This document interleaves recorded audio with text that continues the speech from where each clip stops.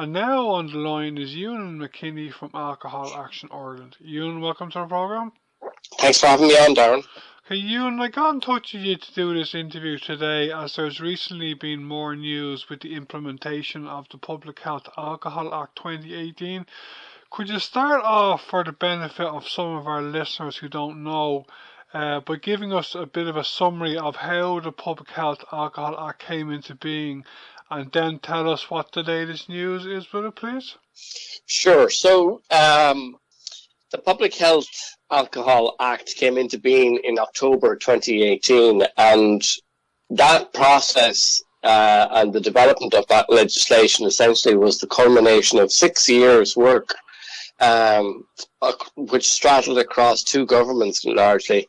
And in simple terms, what it is endeavouring to do is to intervene to try and bring about a reduction in alcohol use across society, and by reducing our whole of population alcohol use, that we will lessen the level of alcohol-related harms. And, you know, for the benefit of your listeners, why would we be doing that? Why would we as a society want to try and ensure that less alcohol is consumed? Where we're endeavouring to ensure that, you know, we begin to perhaps put a bookend on the level of deaths. There are somewhere in the region estimate of 2,700 deaths annually in relation to alcohol-related harms and incidents. We have 200,000 children who live every single day with the chaos of parental alcohol misuse in their homes. And in general, you know, the cost to society, the economic and the social cost to society is well in advance of 3.5 billion every year. So there's a real urgent need in trying to bring about what has been essentially an endeavour to try and curb some of the most excessive promotion and availability and the price of alcohol. So what has happened since the Act was enacted in 2018 is that there have been 5 measures which have been introduced over a period of time, some in 2019, 2 in 2020, and now another one essentially is at the start of 2021, and another measure which will come in later in November in 2021 as well. And so the measures that came in this Monday, which were afforded a year's transition for the retailers, is essentially 3 measures which will ensure that the worst excesses of incentivizing the purchasing of additional alcohol, or the sale and supply of free alcohol, that those types of promotions will be prohibited in the future. So very briefly for the listeners, so people will be familiar with the awarding of loyalty points or bonus scheme points that are relevant in our supermarkets. And you will no longer be able to accumulate points or awards in relation to any level of alcohol purchased in the supermarket. So they won't accumulate points, and you cannot redeem those points against alcohol products. The second part is that the sale and supply of alcohol products at a reduced price or free of charge will be prohibited as well, in the context of it, you know, in the context of a purchase of another product or service. And that's really important, because what that will do is to ensure that some of those really insidious price promotions that we saw before Christmas, whereby someone could buy at a reduced price a slab of beer and get another one for half price. Those types of promotions are buy 5 bottles of wine and get an additional one free, or access to purchasing a ticket to enter a nightclub and been guaranteed 5 or X a number of free shots. Those types of promotions whereby alcohol is attributable to another service will be prohibited. So in themselves, they're not the silver bullet to all our problems, but they are a very small but significant step in a process to rethink and denormalize our relationship with alcohol. Okay, just to go back a bit, I interviewed you last October when the measure of the Act about structural separation came in. Can you give our listeners a bit of a summary of that measure and then tell us if you are happy with the implementation of this measure? Well, the structural separation, what it endeavours to do is essentially make sure that in a family environment like a supermarket, that children will no longer be able to see, readily be visible. Alcohol products and alcohol promotion will not be readily available to children. So typically in a supermarket, what you see is now, or at least you should see in your supermarket, is that if they sell alcohol, it must be cornered off in a separate area that is exclusively for the sale of alcohol. It's not an area that you should be passing through, and it should be barriered by a 1.2 meter high fence, essentially, so that you cannot access it freely. The second aspect of that is that within convenience stores, that if you want to go beyond a 3 meter square area of display for alcohol, that alcohol must be contained behind a closed door with opaque glass in relation to the visibility of the product. And the third option was that in a small store, like a corner store, like people who sell wine, is that they're allowed to have a small display area in relation to the product. So they're the three measures that are contained within the structural separation, which became legally operational from the 12th of November 2019. And again, the retailers were afforded a 2-year transition period for that. Now, are we happy with how this is progressing? I think I would, if it was a scorecard, I would be giving the retailers that I can see anyhow, and the reports that we're getting from across the country, I think we would be giving them at best a D plus or a C minus, because it seems to me that a lot of supermarkets, and especially convenience stores, are not adhering to the law.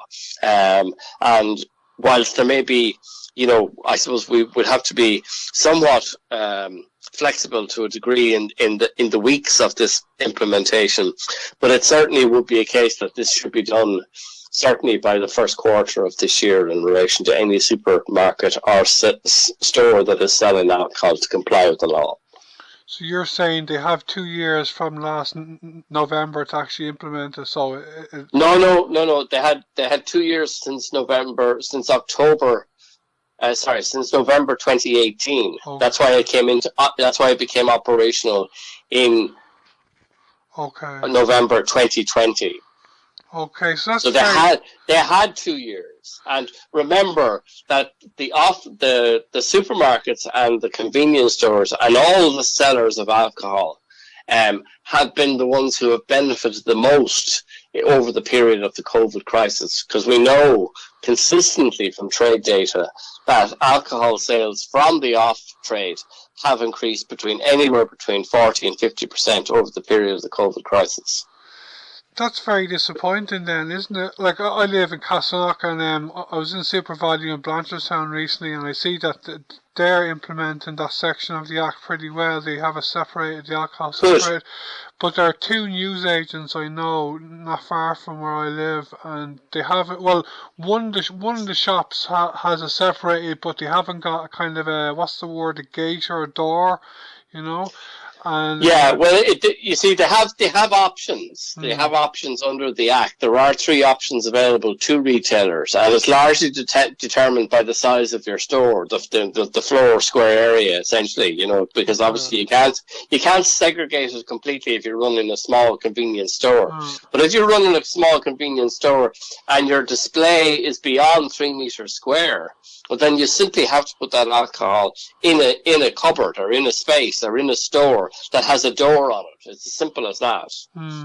So you can't flout the law in that respect, and that's what a lot of people are doing. And I know in my own community here in the South Inner City of Dublin, there's a lot of convenience stores that are still flying by the law, and that's just not acceptable. So that's very disappointing. Like, is there anything we can do to bring in a change so they'll all implement the law? Well, you see that the authorized officers in relation to the enforcement of the law are the environmental health officers, who are, they're authorised under the Act to implement this. And remember, it's a fixed fine. So, I mean, a retailer can be fined up to €5,000, and if they don't pay that fine, they can find themselves in prison for 6 months. So it's not an insignificant fine and prosecution. But essentially, the environmental health officers, regrettably, a lot of those have been drawn away from that and seconded into doing contact tracing in relation to COVID. So I suspect, I don't know for certain, and it may not be said publicly, but I know for a fact that a third of the environmental health officers have been taken away and into contact tracing around COVID. So obviously they are diminished, their resources and their numbers are diminished. So therefore, it's probably something along that lines that has led them to not being too stringent in relation to the application of the law. Okay, I'll come back to you again to talk about it. Just another couple of questions before you go. Sure. There are a couple of other sections of the Act that aren't implemented also, aren't there?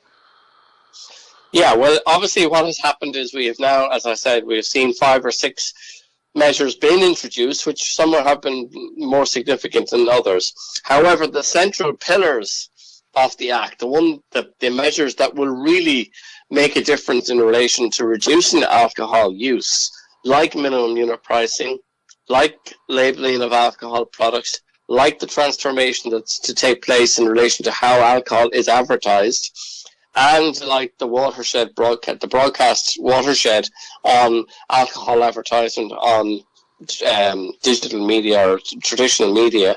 Those measures, we have no idea when those measures are going to be commenced. They are the law of the land, but they have not been commenced. They need to be commenced by the Minister for Health, Stephen Donnelly.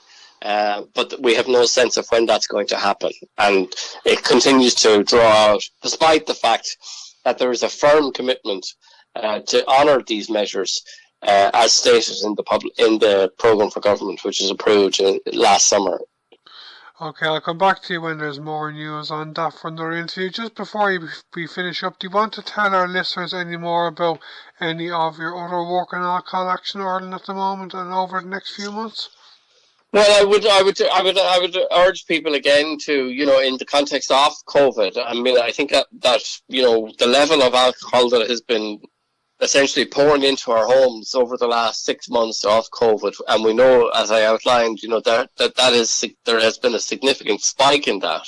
And I would say to people, I would plead to people that, it's temporary lifestyles can become very quickly permanent habits, and to be cognizant of the level of alcohol that you are using, and try to remember that there are low-risk guidelines in relation to the use of alcohol. Men, 17 standard drinks, no more than 17 standard drinks a week. Women, no more than 11 standard drinks a week, with at least 2 or 3 days gap to allow your body a chance to recover. And I think if we try to stick to those guidelines, we'll all be better off. And you'll find out more details on that from the HSE website at askaboutalcohol.ie if people want to try and, calculate the level of alcohol that they have been using over the period and how they may go about taking significant steps to reduce it.